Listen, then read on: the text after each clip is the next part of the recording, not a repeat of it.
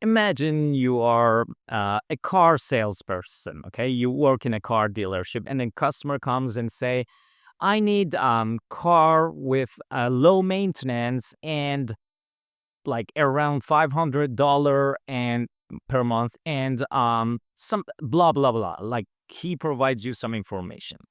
Can you recommend a car without knowing features of the available cars in your dealership? Of course, no. You can't. This is exactly what happens in financial world too. Okay. So let's say you did your job and you gathered all the information about your client. So you did KYC part, but you still need to do KYP, know your product part. What does this mean? You need to know what investments are available in your firm. What's mutual fund, for example? What's equities? uh, how much risk these products have, what are the fees about these products, are these products good for a risky investor or just conservative investors. You need to know ins and outs about the products that you want to recommend to your client. Why?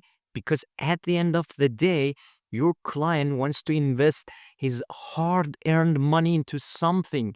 You need to know that something carefully, everything about that something, so you make sure that, okay, this something is a good fit to my client, okay? In this lecture, we're gonna dive deeper into different aspects of different components of KYP, know your product, which complement the KYC part we covered in the previous lecture. Let's get it done. KYP, or know your product. We covered KYC in previous lecture. Here it's time to cover KYP. But what's KYP in simple terms?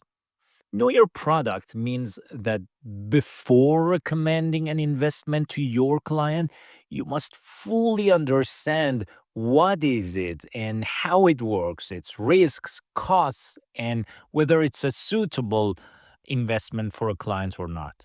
You need to know ins and outs of the product you're offering to the client. So why KYC is important? Because it ensures that financial advisors only offer products they truly understand, helping clients make informed decisions.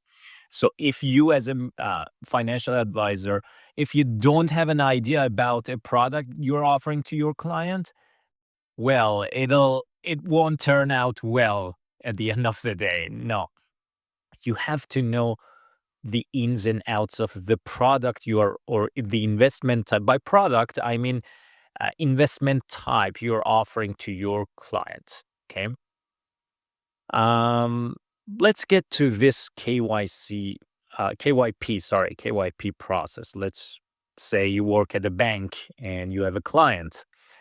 We did the KYC part, and now we want to do the KYP. What's the process here?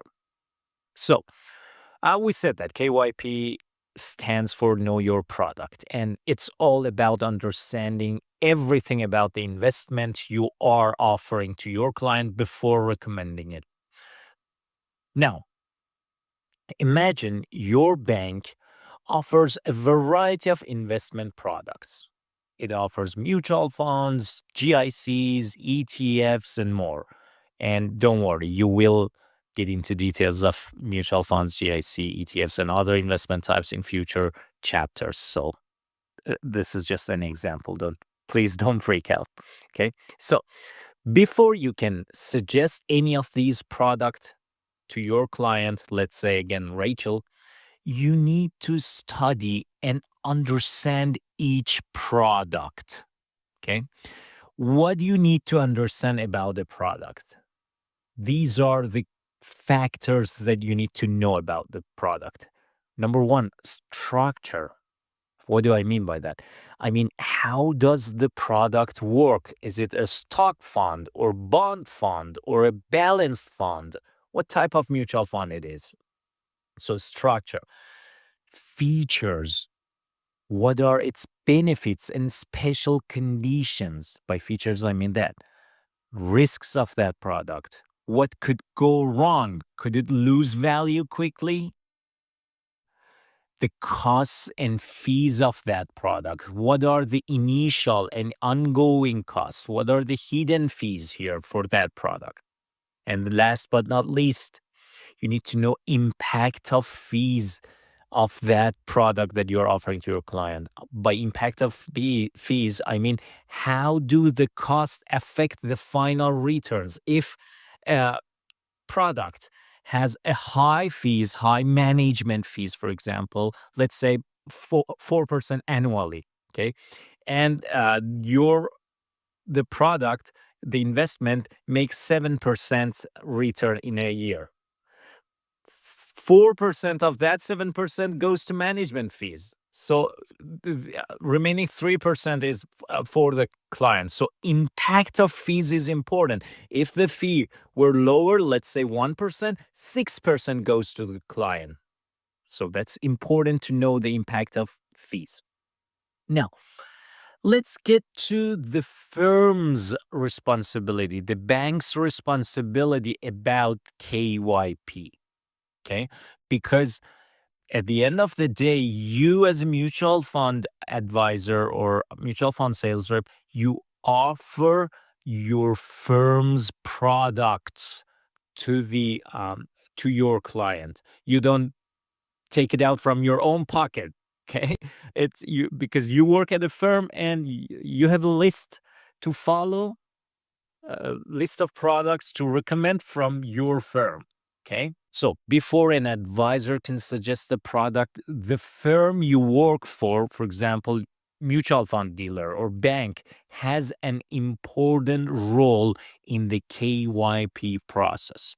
Let's get into details of your firm's responsibility. The firm must review and approve all investment products before they are available to clients. Okay? So it has several filters. You just don't recommend a product out of the news or out of your pocket. No, there are several filters that need to be passed. First filter is your firm needs to review and approve all investment products. Your firm needs to know the product. Okay. Second role of the firm, they must understand the product's structure, risks, fees, and suitability. They set up a product review committee to evaluate new products. So, when a new product comes into a firm, there is a committee to evaluate ins and outs of that product. Third role, they continuously monitor approved products and update records when needed. Okay. So these roles of your firm ensures that every investment available in your bank or in your mutual fund dealer is thoroughly checked and safe for client recommendations. So don't think that it's just your responsibility to know your product. No. First of all, it's your firm's responsibility to do the KYP, to do the due diligence and know the ins and outs of the products that are available in that firm. Okay. Now let's get to your duties as an advisor about KYP. Even though the firm approves products, you still have a duty to understand each one yourself because there are a bunch of products that your firm approved. Which one you want to recommend? So we know our client, we did the KYC. Now it's time to do the KYP. Okay. We know that, for example, product X is good for conservative investors. Product Y is good for aggressive investors. Product Z or Z good for balanced investors.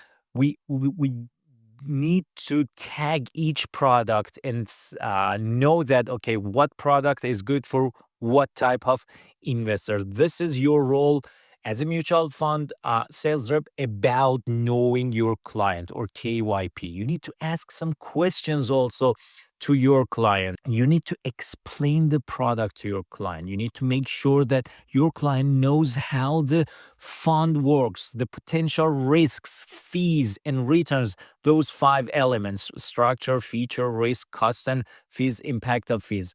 You need to know them yourself and then explain them to the client. While doing this, like after evaluating everything KYC, KYP, you need to match it to your client's needs. This is suitability. We will cover it in the next lecture. But the whole point is, if the fund, for example, is too risky for your client, you need to suggest a safer alternative. This is exactly what KYP is. It's tailoring and switching recommendation based on your investments profile, based on KYC and KYP. Let's get to an important point, which is unapproved products and compliance. So what do I mean by that? There are some no-nos in KYP. So you, as a mutual fund sales rep, you cannot recommend unapproved investments. If a client like Rachel transfers in an investment from another firm, let's say Rachel, your client, has a TFSA account in, let's say Wealthsimple. Wealthsimple is a broker that you can open up TFSA or whatever account and invest there. Okay. And she has bought some products that are okay in Wealthsimple, but are not okay in your bank. Okay. So let's say Rachel wants to close her account at Wealthsimple and move everything she has, every stocks, to your bank's account. Okay. Here you need to analyze whatever in that account first. You need to understand the risks, costs, and structures. Okay. You need to explain. You need to make sure that your client understands it before keeping or selling those stocks.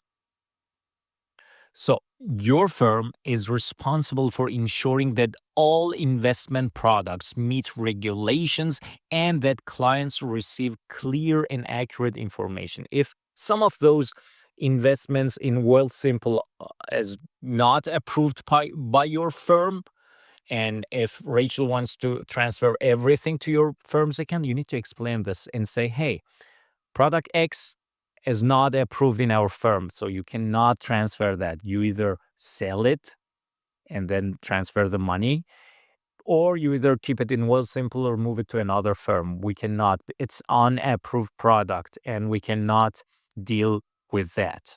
Okay.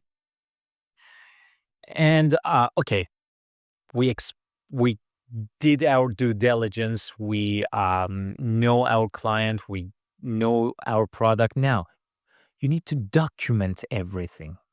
Okay. A key part of being an awesome financial advisor is keeping records of your client discussions. This is very important. Every time you recommend a product, you need to write down why it fits the client's needs. Okay. You need to list the alternative options you considered and note any risks you explain. You need to document everything. Why? Because this ensures that if any issues arises later, because there's no guarantee, markets go up and down. You may recommend a safe option, but safe options, even it's not guaranteed, things go wrong sometimes. So you have proof that you followed the correct process and you complied with all regulations and laws. Okay? Great. What a lecture. I'm proud of you. You're doing great. Please take the next quiz and crush it. I'll see you in the next lecture.